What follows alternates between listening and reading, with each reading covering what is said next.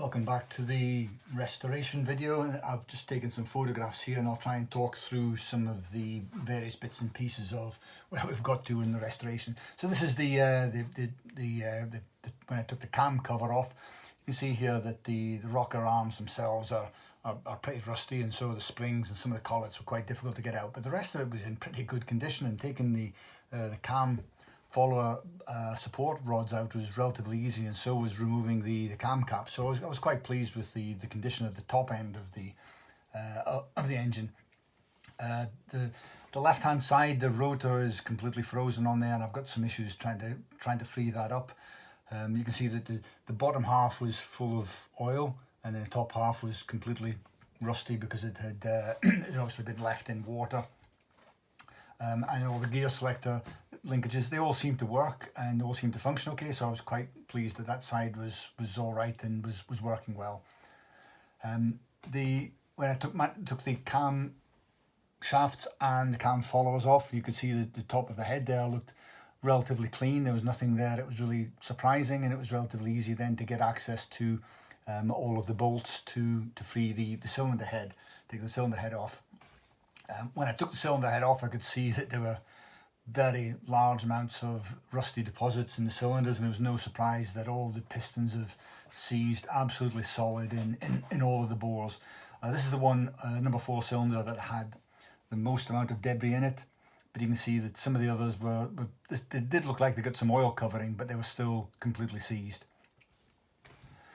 Going on to the exhaust, the K1 has got 4 individual exhausts, so it's 4 into 4, and the exhaust systems are marked HM300, which were the original ones on the K0 and the K1 models. And you can see here that this one of the exhausts is an HM300 original exhaust. They're all rusted, so I'm going to have to do some serious repairs to get that back to an original condition. There are 2 of them that are the HM341 version. You can just see the stamping here. It says CB750 HM341, and that's the exhaust system that was fitted to the K2 and on models, although I do see a lot of them on K1 models as well. This is the other HM341, and this is the other HM300. You can see from at the top there just that it is completely broken off and is going to require a lot of work, but it is original, and they are very rare and stupendously expensive if you can find them, and so it's worth me trying to restore these. Some people have been asking me how I get the cases apart. This is a specially rigged system that I used to get the cases apart. So I'd undone all of the crankcase bolts that held the cases together, and obviously making sure that I'd secured the 2 cases. And basically what I then did was I put the mounting bolts back through the mounting holes, and I secured the engine upside down. So I turned it upside down and basically tried to use the weight of the engine, the barrels and the top half of the engine to actually pull the cases apart. And you spray lots of penetrating oil in there, and you try and put a scraper in the gap, and gradually you'll find that the things will come apart. And you use gravity as your friend, and after a couple of days that had just fallen off. I'd obviously put some foam underneath here to catch it to make sure I wasn't damaging any of the studs. But again, you can see here I've also got the pullers on the rotor, using exactly the same principle to try and get that off.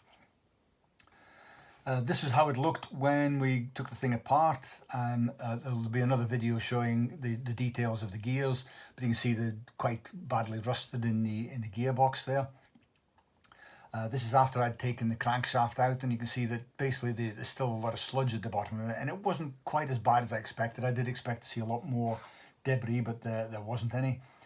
And when I took the lay shaft off and just give it a quick clean with some petrol, the gears cleaned up absolutely perfectly. So mechanically it looks like it's in very good condition. It's done 55,000 miles, but it doesn't look like it based on the mechanical condition of the equipment once you've cleaned it up. And so the bits that I've seen so far do look in good condition. And again, this is the crankshaft after I'd taken that apart and disconnected it from the seized pistons. And again, the journal bearings all look good, and all of the bearings here and on the pins looked in quite good condition, but had been starved of oil for some time.